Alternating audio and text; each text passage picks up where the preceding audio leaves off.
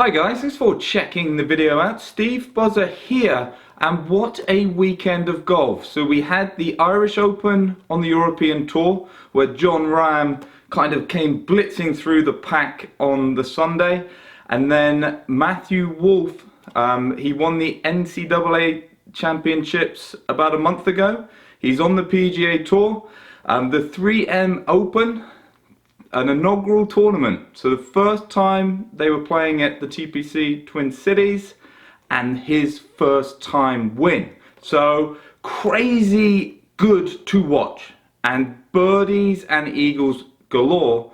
But I thought I would take the opportunity to kind of relate it back to you, and more importantly, how can you learn from it? And today's video is about winning.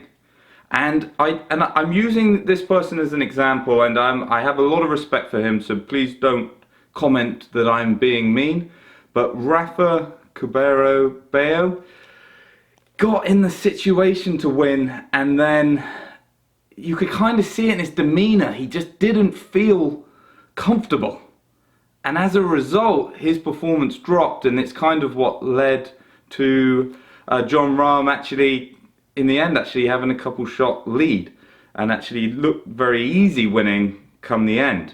I think it's about, and I've got a book in my hand here, so this is one I read a long time ago, Going Low. It's by Patrick Cohen.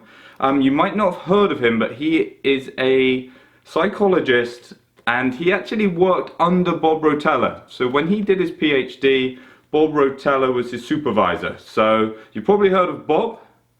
But in here, he came up with a theory called optimum zones of functioning.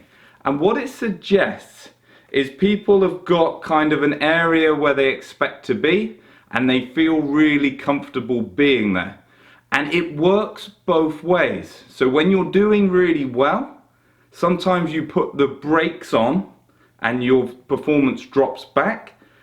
And sometimes when you get off to a really bad start, you then up your game, you make a few birdies, and you get back into that area in which you expect to be. You know, that area where you feel comfortable.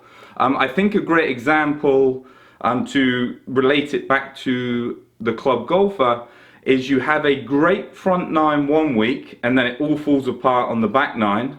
And then you turn up the following week, you have an absolutely terrible front nine, and then for some reason everything then flows and gets back to normal, and you have a great back nine. So I think it's a theory that affects a lot of people. Jon Rahm, you could see he was just trying to put his foot on the gas. This theory wasn't affecting him. He's expecting to win, and he kept trying to make birdies. I think something that you can learn a lot from in terms of his mentality was on 18, when two putts was probably going to do, he still rolled that putt off of the fringe. He still rolled it by like 5-6 feet, because he's still trying to make birdies. You know, there's nothing in him that thinks, whoa, I need to hang back here.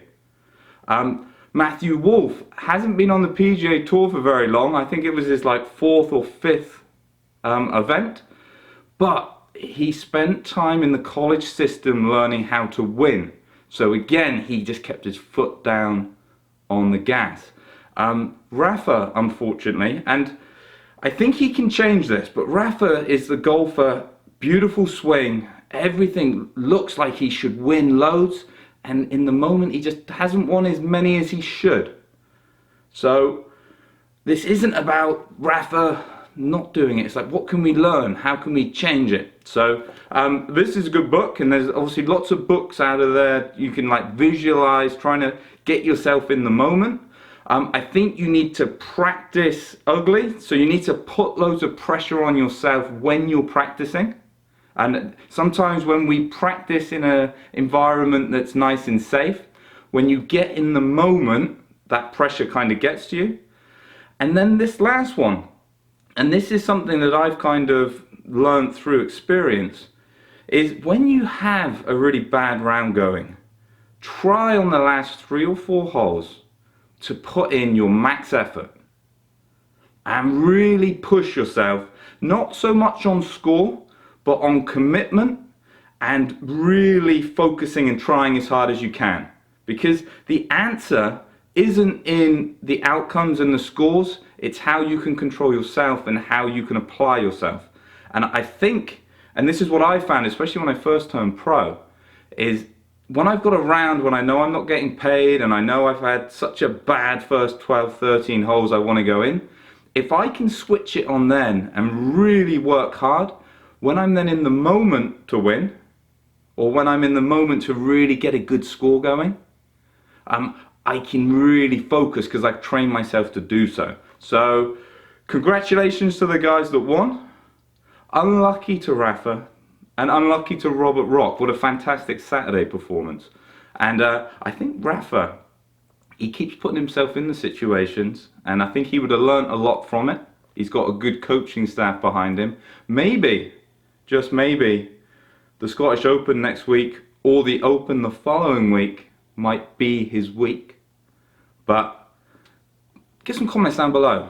Are you somebody, that 9-hole example, are you somebody that does that a lot? You know, has a great front 9 and then it all falls apart? Or have you experienced the other end of it where you have a terrible start, you know, you wouldn't be able to hit a barn door from point blank range, and then suddenly, once your score's gone and you calm down, you start playing some really good golf. You know, I'd love to hear what you've got to say. Hope to catch you soon.